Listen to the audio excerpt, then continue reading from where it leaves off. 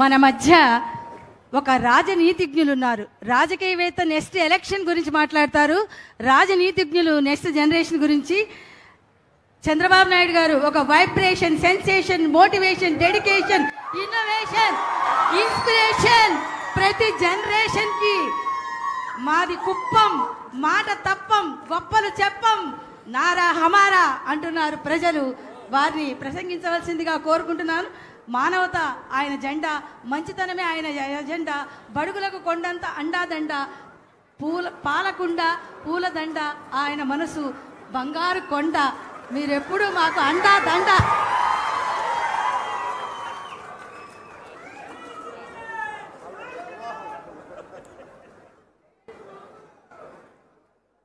ఉప ముఖ్యమంత్రి, అటవీ శాఖ, పర్యావరణ శాఖ, అదే మరి పంచాయతీ రాజ్ శాఖ మంత్రివర్యులు, అదే మరిగా ఒక మంచి మిత్రుడు శ్రీ పవన్ కళ్యాణ్ గారు, సహచర మంత్రివర్గ సభ్యులు, వేదికపై ఎటియా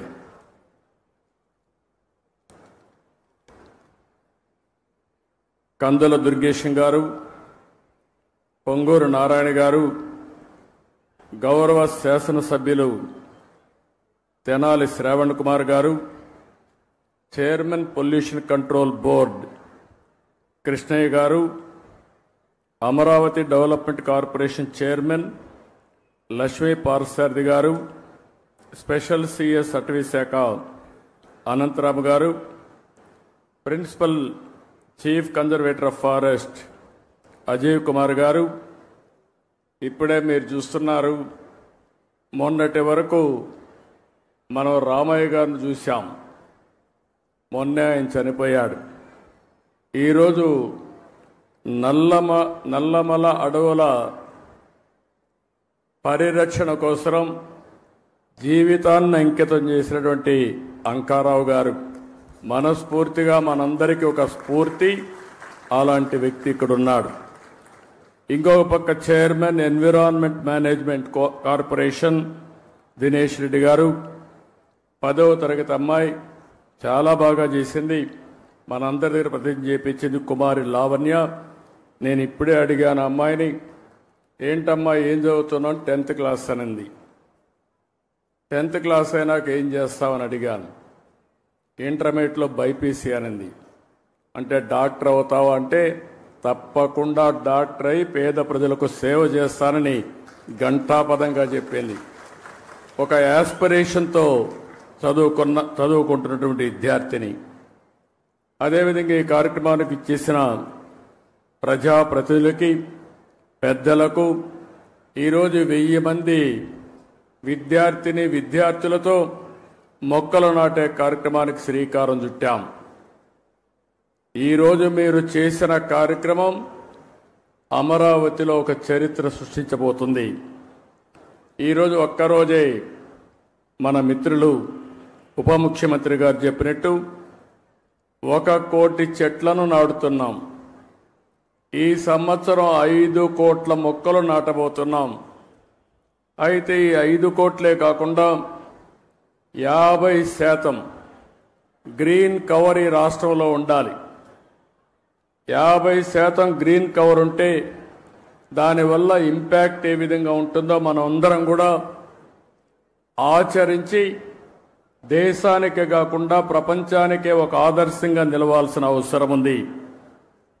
1972 నుంచి జూన్ 5వ తారీఖున ప్రపంచ పర్యావరణ దినోత్సవాన్ని ఐక్యరాజ్య సమితి ఆధ్వర్యంలో మనం జరుపుకుంటున్నాం.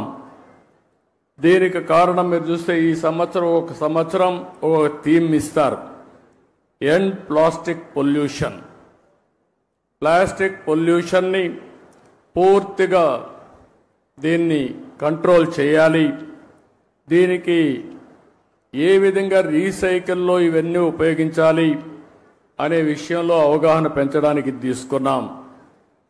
మన రాష్ట్రానికి మనం ఒక్కసారి వస్తే 37,421 చదరపు కిలోమీటర్ల అడవులు ఉన్నాయి.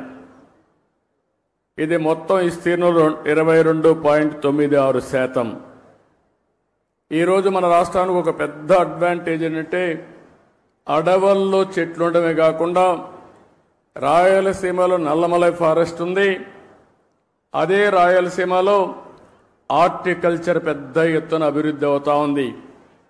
ఎప్పుడైతే హార్టికల్చర్ బాగా అభివృద్ధి అయ్యే కొందికి ప్లెయిన్ ఏరియాలో కూడా చెట్లు వస్తున్నాయి. దీనివల్ల గ్రీన్ కవర్ పెద్ద ఎత్తున పెరిగింది. దీనికి ఉదాహరణగా మీరు చూస్తే ఈరోజు రాష్ట్రంలో 30.05% గ్రీన్ కవర్ ఉండే రాష్ట్రం మంది. దీన్ని 50% తీసుకుపోవాలనేది మనందరి లక్ష్యం. ఒకప్పుడు నేను 2 ఏళ్ళు 3 ఏళ్ళు చెట్లు కూడా ఉండేటివి, పెద్ద చెట్లు నాటేవాళ్ళం. ఒకప్పుడు కాంగ్రెస్ పరిపాలనలో మీరు ఒకసారి చూస్తే చెట్లు నాటడం అంటే వాళ్ళకి అవగాహన ఉండేది కాదు. ఫోటో కోసం చెట్టు నాటి ఫోటో అయిపోతానే చెట్టు ఎక్కడుందో కనపడేది కాదు. తర్వాత ఇటీవల గవర్నమెంట్ వచ్చింది. వాళ్ళకి చెట్లంటే తెలియని గవర్నమెంట్ అది. చెట్టు వల్ల ఉపయోగం తెలియదు, చెట్లు నరకడం తప్ప చెట్లు పెట్టనే గవర్నమెంట్ అది. ఆ రోజు మనం అందరం మాట్లాడుకున్నాం, ఎక్కడన్నా ముఖ్యమంత్రి హెలికాప్టర్లో పోతా ఉంటే కింద నుండే చెట్లన్నీ ఎగిరిపోతాయి. ఈరోజు నేను వస్తున్నా, మా ఉప ముఖ్యమంత్రి వస్తున్నాడు, ఎక్కడైనా ఒక్క చెట్టు నరుకుతున్నావా తమ్ముళ్ళు చెల్లెమ్మలు మీరే చెప్పమని మిమ్మల్ని అందరూ అడుగుతున్నా. చెట్లు పెంచడం బాధ్యత, చెట్లు నరకడం దుర్మార్గం. కొన్ని దేశాల్లో అయితే శాశ్వతంగా జైల్లో పెడతారు చెట్లు నరికితే. చెట్టు నరకాలంటే కూడా ప్రభుత్వ పర్మిషన్ ఇస్తే తప్ప చెట్టు నరకడానికి వీల్లేదు. చెట్టు నరికితే మనిషిని చంపినటువంటి నేరంగా చిత్రీకరించి వాళ్ళపైన యాక్షన్ తీసుకునే పరిస్థితి వస్తుంది. అందుకే నేను మిమ్మల్ని ఒకటే కోరుతున్నాం, 4-5 సంవత్సరాల్లో మన రాష్ట్రం కనీసం 37% గ్రీన్ కవర్ కావాల్సిన అవసరం ఉంది. దీనికి హార్టికల్చర్ డెవలప్ చేస్తాం. ఇప్పుడే పవన్ కళ్యాణ్ గారు చెప్పారు చాలా స్పష్టంగా. ఎప్పుడు కూడా నాకు ఒకసారి అనిపిస్తుంది, ఇవన్నీ మనం అనుకోవడం, ఇవన్నీ కానీ ఆచరించగలిగితే నేను ఒక మాట అడుగుతున్నా ఇక్కడ ఉండే వాళ్ళందరినీ, మీ లైఫ్లో 10 చెట్ల కంటే ఎక్కువ పెట్టి మేము పెంచుతున్నామని చేలిపైకెత్తండి. 10 చెట్ల కంటే ఎక్కువ. ఓకే, అందరూ ఆక్సిజన్ తీసుకుంటున్నారా లేదా? గాలి పీలుస్తున్నారా లేదా? మిగిలిన వాళ్ళకి గాలి పీల్చే అర్హత ఉందా? ఇప్పుడు ఏం చేస్తారో చెప్పండి. చెట్లు పెడతారా లేదా? చెట్లు పెట్టే బాధ్యత మీద అవునా కాదా? అవునంటే చేలిపైకెత్తండి. ఇదే నేను కోరుకుంటున్నా. ఒక అవేర్నెస్ రావాల్సిన అవసరం ఉంది.